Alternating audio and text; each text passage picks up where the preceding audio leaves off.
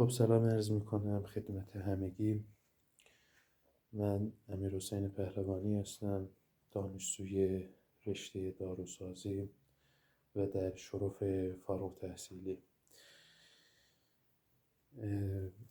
پس رشته اصلی من داروسازی هستش و من وقتی دیدم تو یوتیوب میتونم ویدیو بسازم و آپلود کنم، تصمیم گرفتم که یه کاری بکنم، کاری که علاقه دارم به انجامش.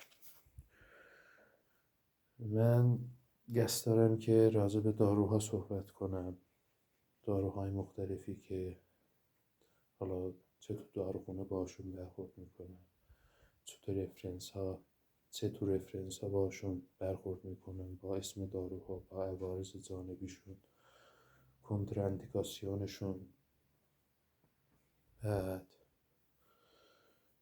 نحوه مصرف، زمان مصرف. همه اینا رو شروع کردم بخوندن و مباحثم رو تصمیم دارم که راجع به چیزهایی که مطالعه میکنم و فکر میکنم که میتونه خیلی به درد بخوره، به خصوص کسایی که و همکارانی که بهتره بگم تو داروخونه کار میکنن. بیشتر منظورم داروسازا هست، چون نسخه پیچ دنبال اینا نمیره و نسخه پیچامون تو سطحی ترین حالت دارو رو تو داروخونه به بیمار عرضه میکنن و گاهن هم که میبینیم نظر داروساز چندان براشون مهم میشه. حالا تو منطقه‌ای که من زندگی میکنم، تو منطقه آذربایجان شرقی، اینطوری هستش. واسه همین خیلی دوست دارم که این علم داروسازی رو خدمت دوستان به روشی که خودم یاد میگیرم ازش ویدیو بسازم و تو یوتیوب هم آپلود کنم. یه کار دیگه هم که میخواستم انجام بدم این بود که راجع به فلسفه هم صحبت کنیم. حالا من تو فلسفه یه مبتدی به حساب میام و مطالعه مثلا آنچنان دقیقی یا با زمان بیشتری برای فلسفه ندارم، ولی خب هر از گاهی میخونم و خیلی جالب به نظرم میاد و منظورم میخوام ویدیو بسازم و آپلود کنم. خب من این جلسه که اولین جلسه هم محسوب میشه و اولین ویدیویی که قراره آپلود کنم، شروع کنم راجع به یه سری از داروها صحبت کنم.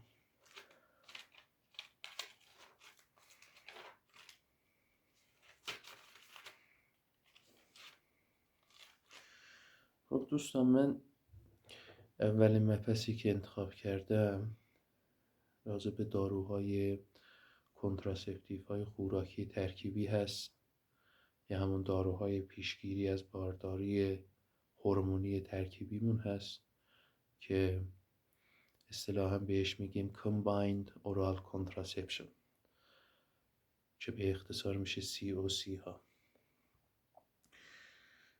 میخوام راجع به اینا صحبت کنم و تو داروخانه ممکنه ما با یه سری بیمارانی برخورد کنیم که بخوان راجع به این داروی مشاوره دارویی از ما بگیرن، یا ما گاهن تو دادن نسخه ها میتونیم یه سری نکات رو به بیمار گوشزد کنیم و بهش یادآوری کنیم که مثلا کنتراسپتیوی که شما داریم مصرف میکنیم ممکنه یه سری عوارض داشته باشه که در شما زیاد مطلوب نیست و بقیه نکات مربوط به این داروها اگه ما بدونیم میتونیم یه مشاوره خیلی خوب و قابل قبولی رو برای بیمار برمقام بیاریم.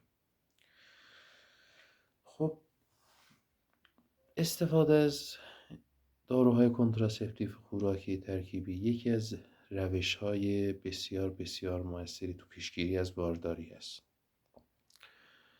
حالا یه تأثیر قابل قبول ایجاد میکنه. فقط تو 7% فقط 7% احتمال وجود داره که ما خانم ها از این روش استفاده کنن برای پیشگیری از بارداری و با شکست این روش درمانی مواجه بشن، که این 7% هم بیشتر مربوط بشه به فراموشی دوزهای دارویی. حالا جلوتر رفته رفته توضیح میدیم اینا رو که منظورمون چیه.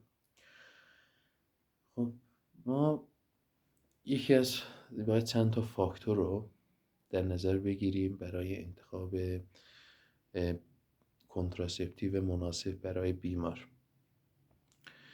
خب یکی از فاکتورهاش رو ما اینطور میگیم که به ترجیحات خود بیمار توجه میکنیم. شاید خود بیمار یه آشنایی کلی داشته باشه و بدونه که کدام کنتراسپتیو با بدنش سازگار خواهد بود. یکی از فاکتورها هم که ما داروسازا باید در نظر بگیریم سود و زیان استفاده از این داروها. این داروها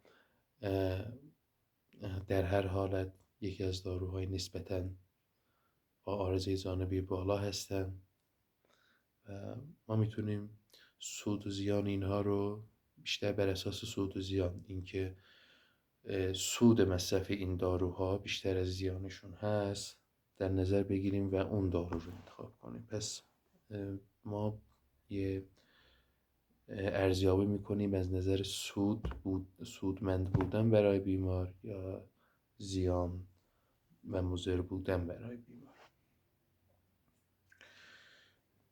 یه سری فاکتورهای دیگر هم باید در نظر بگیریم. ما باید نوع کنتراسپتیومون رو اینطور انتخاب کنیم که تو داروخونه هم باهاش مواجه هستیم. یه سری تفاوت‌هایی رو باید ما اینجا اول برقرار کنیم بین بعضی چیزها. ما باید کنتراسپتیوهای مونوفازیک در برابر مولتیفازیک بدونیم که تفاوت این دوتا چیه.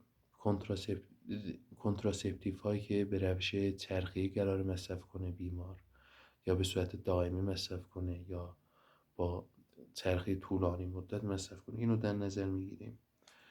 دوز اتینیل استرادیول رو در نظر میگیریم. راجع به این یه نکته‌ای که باید گفته بشه، چون کنتراسپتیو ها دو جزء دارن، استروژن و پروژستین ها. بیشترین عارضه جانبی این داروهای ترکیبی مربوط میشه به جزء استروژنی این داروها که اتیلین استرادیول هست، اون چیزی که ما در داروخانه ها میبینیم. نوع پروژستین رو در نظر میگیریم و رژیم 24/4 و 21/7 که جزء رژیم های چرخی محسوب میشن، اینا رو باید در نظر بگیریم.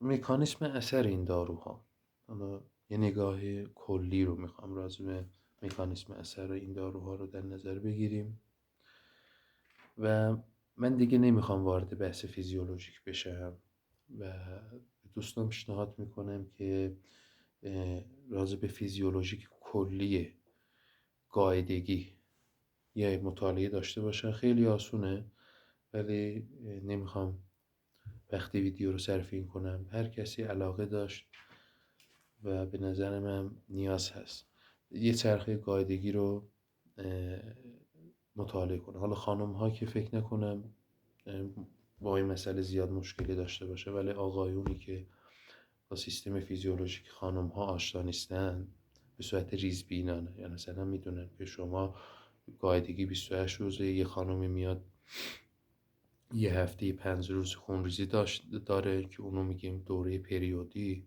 اصطلاحاً.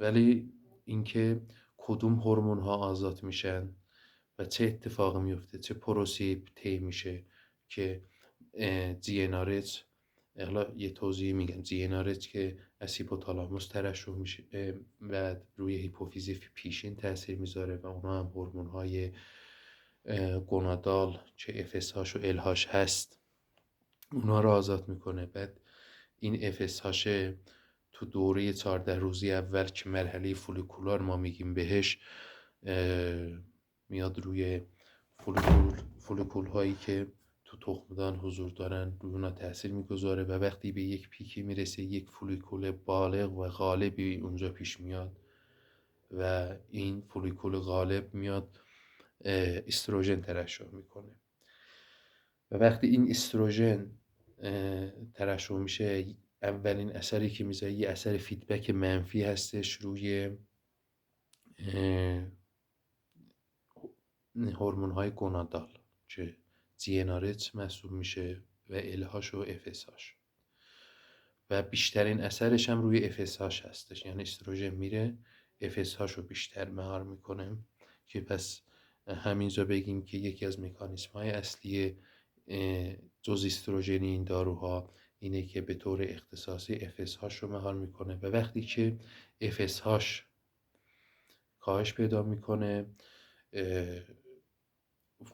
دیگر فولیکول ها از بین میرن و فقط یک فولیکول غالب ایجاد میشه که تخمک هم درونش هم هست. بعد مرحله تخمش گذاری میرسیم. تو مرحله تخمش گذاری الهاش اینجا نقش بازی میکنه که وقتی به یک پیک میرسه باعث میشه که تخمک از فولیکول آزاد بشه و در لوله های فالوپ به سمت رحم حرکت کنه که اینترکورس هم مثلا اگر زوجه نگهست داشتن بچه دار بشن بهترین زمان اینترکورس برای بارداری روز تخمش گذاری و 2 روز قبل از تخمش گذاری هست. بعد مرحله لوتئال رو میرسیم که اینجا باز اون فولیکول غالبی که داشتیم و تخمک آزاد شد ازش، این فولیکول تبدیل میشه به یک جسم به چیزی به اسم جسم زرد. من شاید علمی نتونم واسه همین نمیخوام وارد فیزیولوژیک بشم. من خواستم حالا اون چیزی که خودم درک کردم از این چرخه ها اونا رو توضیح بدم. پس این جسم زرد تبدیل میشه این فولیکول غالب و این جسم زرد شروع میکنه به ترشح پروژسترون به مقدار بیشتر و یه مقدار جزئی هم استروژن و این پروژسترون اثر فیدبک منفی داره باز روی محور گونادال، GnRH و حتی FSH و LH، اینها بیشتر روی LH داره و LH اینجا کلا دیگه از بین میره بیشتر دیگه شروع میکنه به کاهش پیدا کردن و اگه اینم باید بگیم که اگه بارداری قرار اتفاق بیفته وقتی که اسپرم وارد لوله های فالوپ شد و میدونی که تو لوله های فالوپ این لگاه اتفاق میفته و تخم تشکیل شد و با بارداری رخ داد، لانه گزینی، این جسم زرد حفظ میشه. ولی اگه بارداری اتفاق نیفته جسم زرد از بین میره و دیواره رحم شروع میکنه به ریزش پیدا کردن و میشه روز اول قاعدگی. خون ریزی که دیدیم میگیم که روز اول قاعدگی. خب از اینو که در نظر گرفتیم میریم مکانیسم اثر این داره، ولی باز میگم شما هم برید مطالعه کنید راجع به مراحل چرخه قاعدگی. مکانیسم اثر این داروها که یکی از مکانیسم های اصلی این دارو هست اینه که اینا در حالت کلی خانومی با استفاده از این داروها سرکوب تخمش گذاری رو میخواد انجام بده که نمیخواد تخمک آزاد بشه، که این داروها این کارو با همون ایجاد مکانیسم فیدبک منفی روی هورمون های گونادال که همون گونادوتروپین ریلیزینگ هورمون هورمون LH و هورمون FSH که این اثرات از همون دو زوج، هم استروژن هم پروژسترون، به صورت هم‌افزایی اتفاق میفته. و گفتیم که حالا استروژن مکانیسم اصلیش اینه که بیشترین اثرش به صورت اختصاصی، بهتره بگیم حتی، روی FSH هستش و FSH هم وقتی که کم میشه و به صفر میرسه فولوکولوژنسیس اتفاق نمیفته. مکانیسم هایی که مختص پروژستین ها هستن، حالا پروژستین ها همون پروژسترون ها منظورمونه. حالا پروژستین ها چی کار میکنه؟ پروژستین ها چند تا مکانیسم داره اینجا. اولین مکانیسمش اینه که باعث آتروفی شدن اندومتریوم رحم میشه، یعنی باعث نازک شدن و خشک شدن بافت رحمیمون میشه که این وقتی این شرایط ایجاد میشه، شرایط برای لانه گزینه تخم فراهم نمیشه. یکی دیگه از مکانیسم های اثر پروژستین ها افزایش ضخامت موکوس دهانی رحم هستش. این سرویکال موکوس اونو ضخامتش رو افزایش میده و اینم باعث مانع نفوذ اسپرم به داخل رحم و لوله های فالوپ میشه.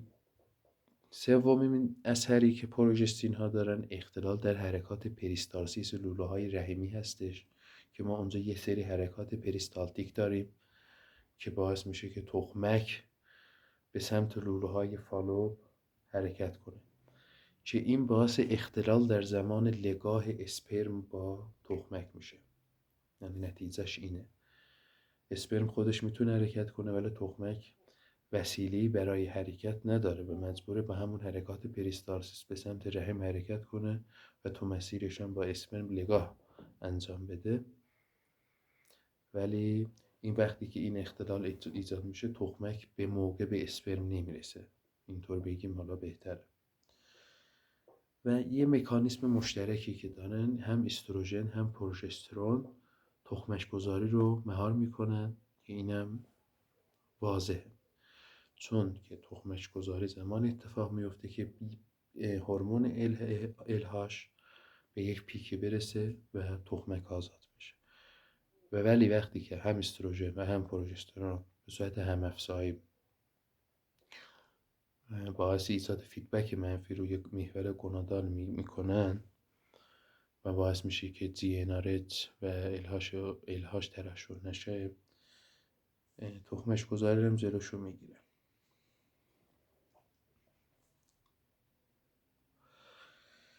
خب برگردیم به اون فاکتورهایی که چند دقیقه پیش بهش اشاره کردم. اولین فاکتوری که ما حالا گفتیم که تفاوت‌های بین اینها رو باید درک کنیم. گفتیم که کنتراسپتیوهای خوراکی ترکیبی مونوفازیک در برابر مولتوفازیک است. حالا منظور از مونوفازیک و مولتوفازیک چیه؟ مونوفازیک به کنتراسپتیوهای گفته میشه که دوز ثابتی از استروژن و پروژستین ها رو داره، ولی مولتیفازیک ها اونایی هستن که دوزهای متغیری از این دو دوز رو دارن و که مولتیفازیک ها ما میدونیم بیفازیک هست، تریفازیک هست که بیفازیک یعنی دو دوز متغیر. حالا چرا مولتیفازیک و مونوفازیک؟ بهتره بدونید که از لحاظ مؤثر بودن و سیف بودن و همین مؤثر بودن و سیف بودن، مولتیفازیک نه یه دست اشتباه شد. اینطوری بگم، استراتژی که داروهای مولتیفازیک داشتن اینی که عارضه جانبی کمتری رو در بیمار ایجاد کنن، ولی از نظر مؤثر بودن تفاوت چندانی با مونوفازیک ها نداره. پس اینو در نظر داشته باشید که استراتژی که به ذهن یه داروساز رسید که آقا بیایم استروژن رو و پروژسترون رو در دوزهای متغیری بسازیم تا عارضه جانبی رو کم کنیم، بیشتر روینه به منظور کاهش عوارض جانبی. حالا من شاید بیشتر توضیح بدم از اون چیزی که هست، سعی میکنم که خلاصه و مفید همه اینا رو بگم. حالا اولین باره من ناشی هم هستم دیگه، حالا شاید یه پتکایی هم بزنیم این وسط، شما بده نگیرین یا مثلا نگین که این آدم هیچی بارش نیست. خب ادامه میدیم. استفاده از کنتراسپتیو های خوراکی گفتیم که به دو صورت هست، یکی چرخه‌ایه، یکی هم گفتیم به صورت دائمی یا چرخه طولانی مدته. اولش راجع به چرخه صحبت کنیم که اصطلاحاً میگیم سیکلیک یوز، که ما تو سیکلیک یوز دو نوع رژیم داریم، رژیم 21 هفت و رژیم 24/4. حالا دقت کنین جمعی اینها 21 و 7 و 24 28 که اشاره میکنه به دوره قاعدگی اکثر خانم ها. حالا منظور از 21 هفت چیه؟ یعنی ما تو اون دوره 28 روزه خانومی تو این دوره 28 روزه 21 روزش رو قرص حاوی هورمون مصرف میکنه، حاوی دارو مصرف میکنه، 7 روزش رو یا قرص مصرف نمیکنه یا دارو نما مصرف میکنه، یعنی قرصی که حاوی دارو نیست و علیک میندازه. حالا تو این 7 روز چه اتفاق میفته؟ خونریزی اتفاق میفته. یعنی یه خانومی میاد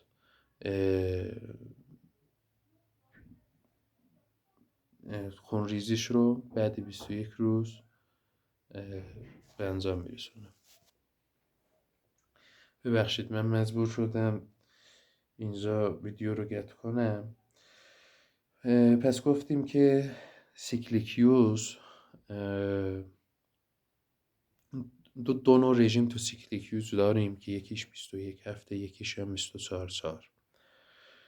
حالا منظور از اینا چیه؟ اینه که خانومی تو دوره 28 روزش 21 روز قرص حاوی داروی هورمون مصرف میکنه و 7 روز قرص مصرف نمیکنه و یا دارونما مصرف میکنه، که تو این 7 روز خونریزی اتفاق میفته. به این میگن چرخی. 24/4 هم که مشخصه دیگه، 24 روز قرص حاوی دارو و 4 روز قرص مصرف نمیکنه یا دارونما مصرف میکنه.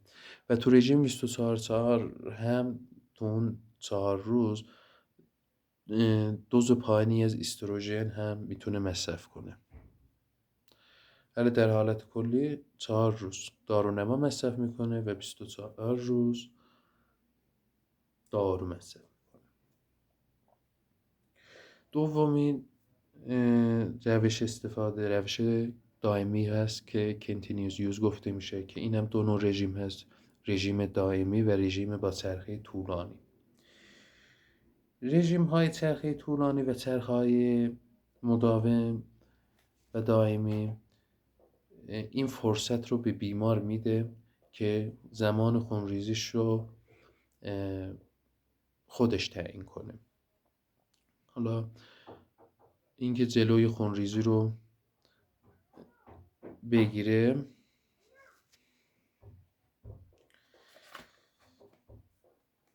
حالا ببخشید من این بچه ها نمیذارم من بذارم این ادامه بدم، یه لحظه ببخشید. رژیم بعدی کنتینیوس یوز هستش که رژیم های چرخه طولانی، که دو نوع رژیم هست، رژیم های چرخه طولانی و رژیم های دائمی. حالا این رژیم ها این فرصت رو گفتیم به خانم میده که زمان خونریزیش رو خودش انتخاب کنه. حالا امروز میدونیم که ساپرس کردن خونریزی روش سیفی محسوب میشه. من خانم میتونه این مدت 7 روزه و 4 روزه که دارونما مصرف میکرد این فاصله رو برداره و از قرص‌های حاوی و هورمون به صورت مداوم استفاده کنه. و رژیم چرخه طولانی هم یه رژیمی است که بیشتر رژیم 84/7 گفته میشه که خانم در این 84 روز قرص حاوی هورمون مصرف میکنه و 7 روزش رو مصرف نمیکنه و اجازه میده که خونریزی اتفاق بیفته. رژیم های طولانی و رژیم های دائمی، رژیم های چرخه طولانی و رژیم های دائمی از نظر مؤثر بودن و سیف بودن و رضایت بیمار شبیه هم هستن. ولی یه نکته که باید در نظر بگیریم اینه که رژیم هایی که تعداد دفعات خونریزی رو کم میکنن درسته، علائم قاعدگی هم کم میشن، ولی مشکلی که اینا دارن اینه که خونریزی های غیر قابل پیش بینی در اینها بیشتر رخ میده که این مشکل هم به مرور زمان برطرف میشه و مثل رژیم های چرخی زمانی که مصرف این قرص ها رو قطع میکنه تا خونریزی اتفاق بیفته، خونریزی همون موقع که خودش میخواهد اتفاق خواهد افتاد. خب من یه نکته هم بگم، بقیه‌شو میزنم برای فردا. من سعی میکنم که تو 3-4 جلسه اینا رو صحبت کنم، راجع به بیماریاشم سعی میکنم صحبت کنم. الان بیشتر آشنایی با این دارو هست، هدفمون آشنایی با این دارو هست. خب حالا این رژیم های مداوم یا با چرخه طولانی چه کمکی به ما میکنه؟ یعنی چه زمانی نیازه که ما از این استفاده کنیم؟ یکی از مواردی که این رژیم های چرخه طولانی و دائمی به ما کمک میکنه تو اون زمینه، یکی اندومتریوزیس است، اختلالات پیش از قاعدگی PMDD هست، هایپر آندروژنیسم هست که به خصوص هایپر آندروژنیسم، یه نکته داخل این پرانتز بگم گوشه ذهنتون داشته باشید، در آینده بهش خواهیم پرداخت. خانم هایی که سندروم تخمدان پولیکیستیک دارن مستعد هایپر آندروژنیسم هستن که اینکه نوع پروژستین رو چجوری انتخاب کنیم اینجا خیلی مهمه. ادامه میدم. پس یکی شد اندومتریوزیس، یکی شد PMDD، هایپر آندروژنیسم، نیازهای مربوط به لایف استایل. مثلا خانمی دانشجو هستش، امتحان داره، نمیخواد پریود شه و تمرکزش روی درسش باشه. مدیریت علائم یائسگی در خانم هایی که نزدیک به سن یائسگی هستند و دیسمنوره که دردهای پیش از قاعدگیه. خب تا اینجا کافیه. من مهمون اومد خونمون و فردا هم یه ویدیو دیگه آپلود میکنم. امیدوارم که کسایی که این ویدیو رو دیدن براشون مفید باشه. نظراتی پیشنهادی داشتین راجع به هر زمینی، راجع به طرز بیان، و میدونم که ایرادات زیادی دارم ولی سعی میکنم که اون ایرادات رو به مرور زمان برطرف کنم، چون میگم اولین بارم که مثلا دارم به خودم دارم نگاه میکنم و صحبت میکنم. حالا ایشالله که نه، امیدوارم که عادت کنیم به این مسئله و سعی کنیم این مهارت رو در خودمون افزایش بدیم. و من اینم بگم دیگه تمام کنیم دیگه 30 دقیقه شد. من آره سعی دارم که تو 30-40 دقیقه حتی اکثر 40 دقیقه توضیح بدم، صحبت کنم و هفته یه بار هم میخوام این کار رو انجام بدم. حالا این چند روز رو سعی میکنم که ویدیو بیشتر بذارم، ولی بعد چند روز، مثلا 2-3 روز بعد، هفته یه بار یه فیلمی رو آپلود میکنم. حالا کسایی که اینو دیدن یه لایک هم بکوبن، دمشون گرم.